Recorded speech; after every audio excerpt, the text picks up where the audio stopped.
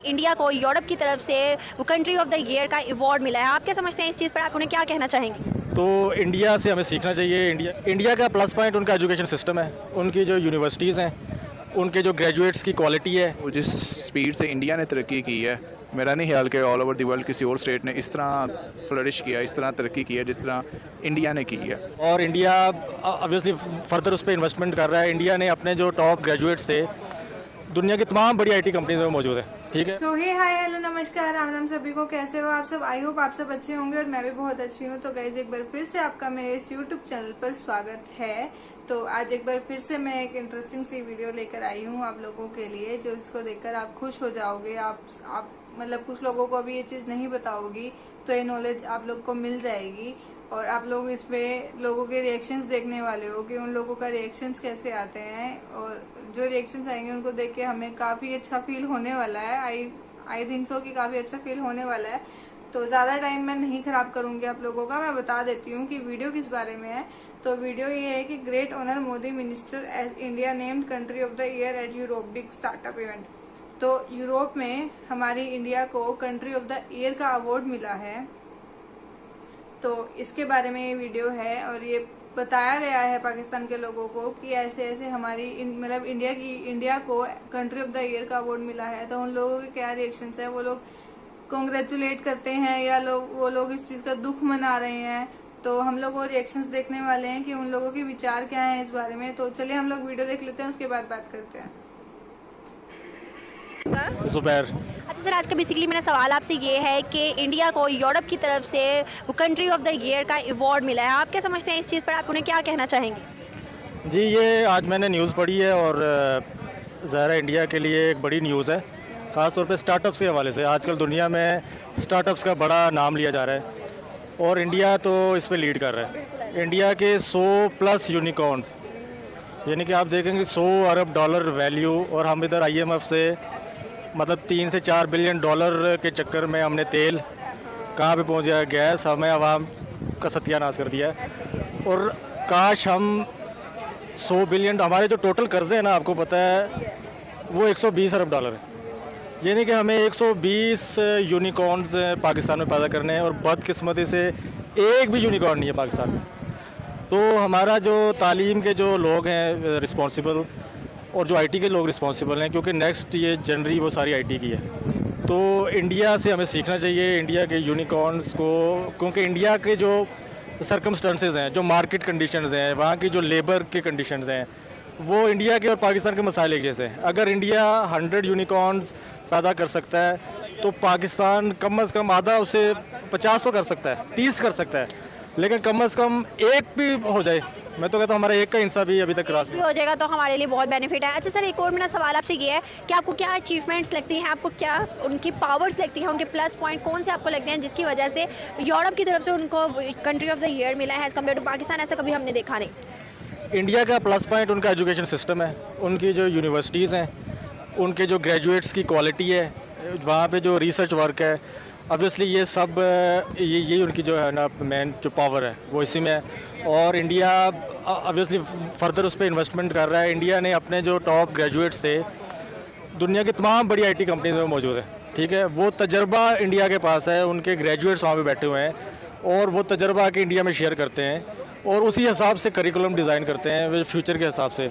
तो यही उनकी पावर्स हैं। बिल्कुल ऐसा ही है। तो आपको क्या लगता है कि हमारे पास कुछ ऐसी पावर्स नहीं है, इवन कि हमारे पास टेक्नोलॉजी होने के बावजूद भी हम यूज़ नहीं कर पाते? आपको क्या वजह लगती है? आने वाले कुछ सालों में कहा जाता है कि इंडिया जो है वो सुपर पावर USA की तरह बन जाएगा, लेकिन पाकिस्तान का क्या सिनेरियो, क्या लगता है कि आने वाले सालों में क्या होगा? देखिए, पाकिस्तान में सब कुछ है, हर चीज़ मौजूद है। सिर्फ पॉलिसी मेकर जो है ना, हमारे सियासतदान जिन्होंने पॉलिसी देनी है, और हमारे वो टॉप के ब्यूरोक्रेट जिन्होंने ये पॉलिसीज़, आप इंडिया की तरह की आपको पॉलिसीज़ बनानी पड़ेंगी। आपको बच्चों को स्कूल लेवल पे, यूनिवर्सिटी लेवल पे रिसर्च की तरफ लेके जाना पड़ेगा, इनोवेशन की तरफ लेके जाना पड़ेगा, IT की तरफ लेके जाना पड़ेगा। उनको इंसेंटिव्स देने पड़ेंगे, उनको टैक्स में छूट देनी पड़ेगी, उनको एक्सपोर्ट्स में आपको ईज़ देनी पड़ेगी, उनको आपको बाहर की टॉप यूनिवर्सिटीज़ में भेजना पड़ेगा, उनको बड़ी बड़ी जो गूगल, माइक्रोसॉफ्ट जैसी कंपनीज़ में उनको भेजना पड़ेगा। ठीक है, तो ये सारी चीज़ें जब भी हम कर लेंगे इंशाल्लाह हम इंडिया के साथ कंपटीशन में आ जाएंगे। ये सर क्या नाम है आपका? जी मेरा नाम मोहम्मद आसिफ है। अच्छा सर, आज का बेसिकली मेरा सवाल आपसे ये है कि इंडिया को यूरोप की तरफ से कंट्री ऑफ द ईयर का अवार्ड मिला है उनके आईटी स्टार्टअप्स पर। 100 मोर देन उनके स्टार्टअप्स हो गए। आप क्या समझते हैं कि कौन सा ऐसा प्लस पॉइंट है इंडिया के पास जो कि डे एंड डे बाय जो है वो ग्रो करता जा रहा है अपने मुल्क को और बहुत ज़्यादा अचीवमेंट सामने आती हैं? अस्सलाम वालेकुम। इसकी बेसिकली वजह यह है कि उधर के जो पॉलिटिशियन हैं और उनकी भी स्ट्रेटजी हमारे यहाँ से बेहतर है, क्योंकि वो लोग जो हैं वो अपने जो मुल्क की प्रोडक्ट्स हैं उनको वो ज़्यादा अहमियत देते हैं। वो बिल्कुल सही आपने कहा है कि उनकी प्रोडक्ट्स को अहमियत देते हैं, मैन्युफैक्चरिंग खुद करते हैं, कॉस्ट इतनी ज़्यादा नहीं होती। आप यहाँ पर सूरत हाल देखते हैं, इस बारे में फिर आप क्या राय रखते हैं? बेसिकली यही वजह है कि चूँकि वहाँ पे इंडस्ट्रीज़ ज़्यादा हैं और उनके जो रॉ मटेरियल्स हैं उनकी भी बनाने वाली फैक्ट्रीज़ वहाँ मौजूद हैं, तो इसलिए उनको बाहर से रॉ मटेरियल ही मंगवाना पड़ता और वो वहीं पे ही अपने केमिकल्स उनके अपने मुल्क में बनते हैं और वहीं फैक्ट्री जो है ना आगे उनकी एंड प्रोडक्ट तैयार करती है, जिससे जो है वो दूसरे कंट्रीज़ में अपनी प्रोडक्ट्स को बेच के जो है ना ज़र मुबादला इकट्ठा करते हैं और जिससे उनकी करेंसी भी स्ट्रॉन्ग है और उसकी वजह से उसका मुल्क भी तरक्की कर रहा है। लेकिन पाकिस्तान में मेड इन पाकिस्तान को चूँकि अहमियत नहीं दी जाती, यहाँ पर लोग जो है वो बाहर के प्रोडक्ट्स को ज़्यादा अहमियत देते हैं और पाकिस्तान में बहुत ज़्यादा चीज़ें जो है वो तैयार नहीं हो रही, जिसकी वजह से जो है ना ज़र मुबादला पाकिस्तान के पास उतना नहीं आ रहा और डे बाई डे जहाँ पे जो है ना करेंसी भी डाउन हो रही है और महंगाई की शरह में भी इजाफा हो रहा है। ऐसे ये बिल्कुल ठीक कहा आपने। आप देखते हैं कि 2011 में जब देखा जा सकता था तो उनके पास यूनिकॉर्न स्टार्टअप जो था वो एक था। आपको पता होगा यूनिकॉर्न स्टार्टअप जो है नेटवर्क ऐसा कंपनी ऐसी जो कि 1 बिलियन से उनकी प्लस अर्निंग हो USD हो। तो आप क्या समझते हैं कि आज 2022 में मोर देन 100 उनके यूनिकॉर्न्स हो गए, IT स्टार्टअप्स हो गए, इन सब चीज़ों पर आप अपनी क्या राय रखते हैं एज़ कम्पेयर टू पाकिस्तान?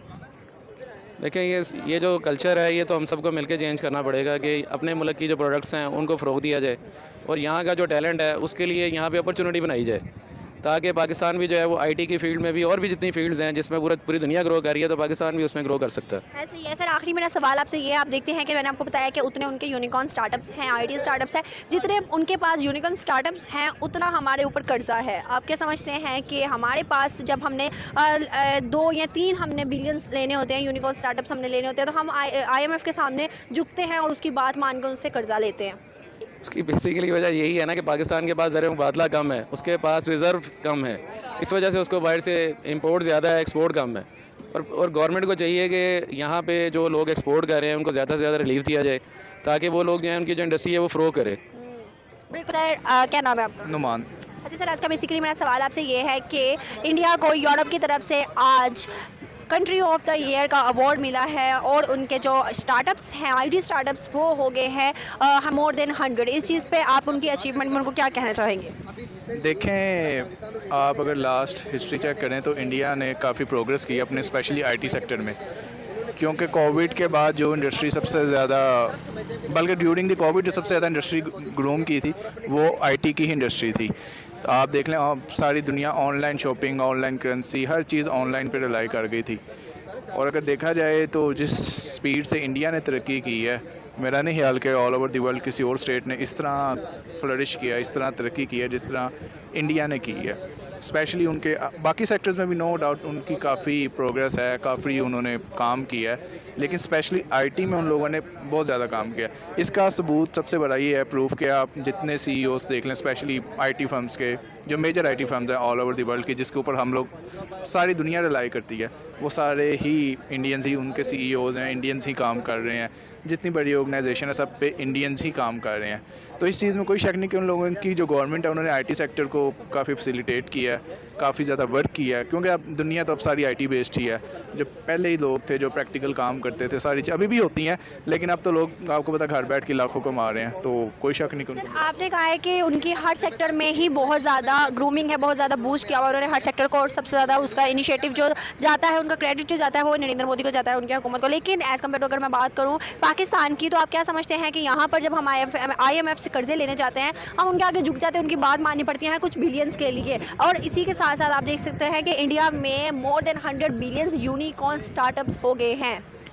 मैं इस बात का आपकी आंसर ऐसे दूंगा कि जब हम पार्टीशन हुई थी हमारी 1947 में, जब हम एक रियासत बने थे, हमारे पास तब इतने कोई पैसे तो थे नहीं, सीधी बात है।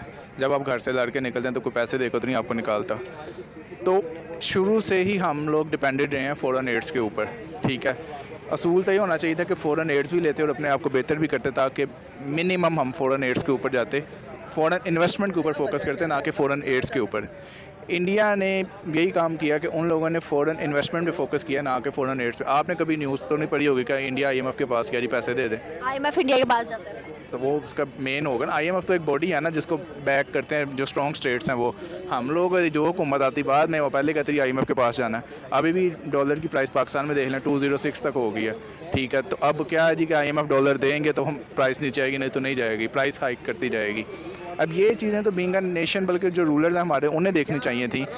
हर बंदा यही कह रहा था जी कि आप प्राइसेस नीचे करें, पर प्राइसेस नीचे कैसे हों? डॉलर ही नहीं आ रहे तो नीचे कैसे हों? तो क्या कहना चाहेंगे उनके हुकूमत को, उनके गवर्नमेंट को, जो उन्होंने इतना बड़ा मतलब एक अचीवमेंट लिया है और इतनी ज़्यादा सेलिब्रेशन की, उनके जो आज का दिन है कि उनको इतना बड़ा अवार्ड मिला है? उनको कंग्रेचुलेशन है, मुबारक है उनको। हमारे नेबरिंग कंट्री अच्छी बात है, प्रोग्रेस कर रहे हैं। हमें भी उनकी तरफ देख के अपने IT सेक्टर को ग्रूम करना चाहिए, उसके ऊपर वर्किंग करनी चाहिए ताकि हम भी उनका मुकाबला कर सकें। आने वाले वक्त में हमें भी यूरोप से ये IT सेक्टर में अवार्ड मिले। मैं तो ये कहूँगा खुशी हुई, उनकी अचीवमेंट है, पर उनकी खुशी से ही मैं ये साथ ये भी कहूँगा कि हमें ये थी वीडियो कि मतलब हमारे जो इंडिया को कंट्री ऑफ द ईयर का अवार्ड मिला है पूरे यूरोप में, तो काफ़ी प्राउड वाली चीज़ है। और जैसा कि ये लोग बार बार बोल रहे हैं कि IT सेक्टर में ग्रो किया, IT सेक्टर में ग्रो किया। हाँ, IT सेक्टर में हमारे इंडिया ने ग्रो किया, बट और जो अलग जो दूसरे सेक्टर्स हैं उन सब में भी हमारे इंडिया ने काफ़ी ग्रो किया है। तभी तो सिर्फ IT सेक्टर पे डिपेंड होकर तो उनको अवार्ड नहीं दिया जाएगा ना कंट्री ऑफ द ईयर का। तो हर सेक्टर में ग्रोथ हुई है। इनको शायद देखना चाहिए कि सिर्फ IT सेक्टर ही सब कुछ नहीं है। बहुत सारे सेक्टर्स हैं जहाँ पर लोग मेहनत कर रहे हैं, अपना खून पसीना एक करके अपनी कंपनीज को इतना ऊपर लेकर जा रहे हैं।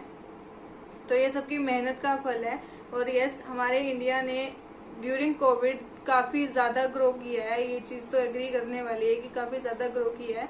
तो आई होप आप सबको ये वीडियो भी पसंद आई होगी, जैसे कि आपको सारी वीडियोस पसंद आती हैं। और ऐसे ही इस वीडियो पर भी अपना प्यार दिखाना मुझे, और कमेंट करके बताना कि आप लोग को कैसी लगी ये वीडियो भी, और इन लोग के रिएक्शंस कैसे लगे आप लोग को। मतलब कि कोई बुरा नहीं बोल रहा है, सब बंदे कांग्रेचुलेट ही कर रहे हैं हमको। तो काफी अच्छी चीज है ये कि ऐसे वो लोग अच्छा बोलते हैं हम लोगों के बारे में, बट वो वहीं पर रहकर अपने ही कंट्री की बुराई करते हैं कि उनकी कंट्री कुछ नहीं कर सकती, किसी को कम्पीट नहीं कर सकती, इंडिया को तो खासकर कभी कर ही नहीं सकती पूरी अपनी लाइफ में। सो आई होप आप सबको ये वीडियो पसंद आई होगी, और ऐसे ही वीडियो देखते रहने के लिए आपको चैनल को सब्सक्राइब करना पड़ेगा। तो जो लोग मेरे चैनल पर पहली बार आए हैं वो चैनल को सब्सक्राइब कर देना, और वीडियो को लाइक कर देना, कमेंट करके बताना कैसी लगी वीडियो, और शेयर कर देना, और बेल आइकन को प्रेस कर लेना ताकि आपको नई नई वीडियोस की नोटिफिकेशन मिलती रहे, क्योंकि मैं ऐसी नई वीडियोस और अच्छी वीडियोस लेकर आती रहती हूँ। तो गाइस, आप लोगों को देखनी है तो चैनल को सब्सक्राइब करना बहुत जरूरी है। ऐसे ही वीडियो को देखकर बाहर वापस मत चले जाया करो, सब्सक्राइब करना जरूरी होता है हर यूट्यूब चैनल के लिए। तो ऐसे ही सपोर्ट करते रहो, ऐसे ही प्यार दिखाते रहो, ऐसे ही मैं वीडियोस लेकर आती रहूंगी। Thank you.